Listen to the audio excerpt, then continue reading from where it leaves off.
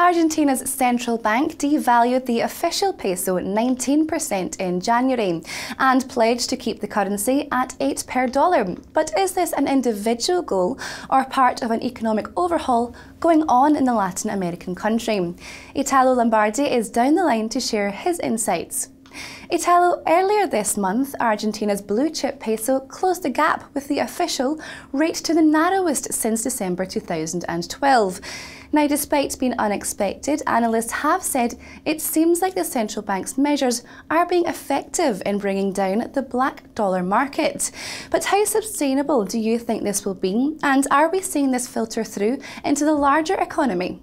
Right, so it's expected to be sustainable for at least some time now. We know that looking into the balance of payments of Argentina, there's good inflows of dollars due to the grain harvest this time of the year.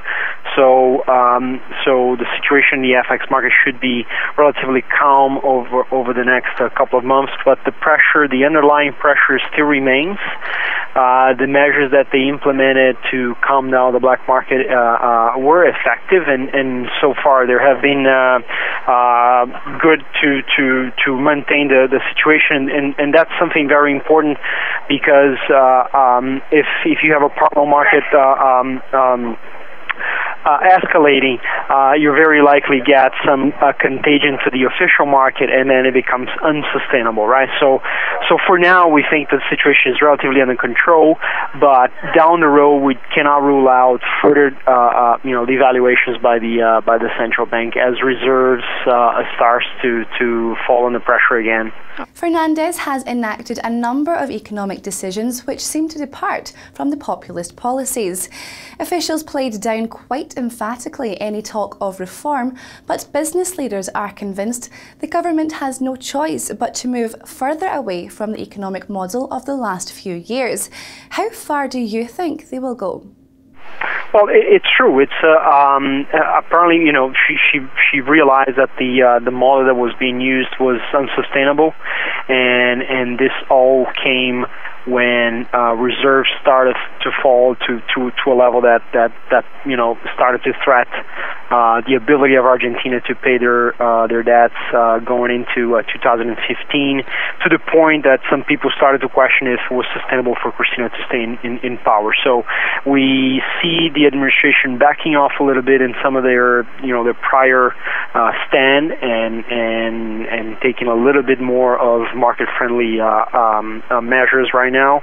Even what the central bank did, devaluing the currency, it's something that people were not expecting, and we are likely to see more going down the road. I think at least in order to sustain her in power until the elections next year.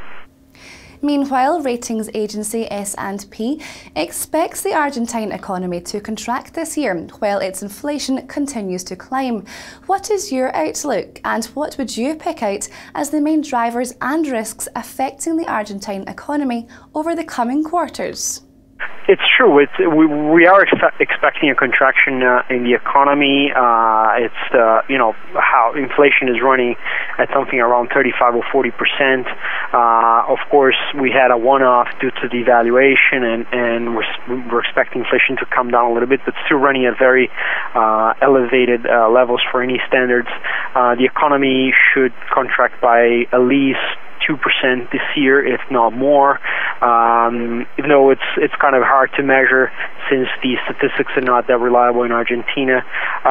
It's a tough situation. Confidence is pretty low, both on consumers and businesses. So it's going to be a tough year for Argentina this year. Italo, lovely to speak to you. Thank you so much for your time today.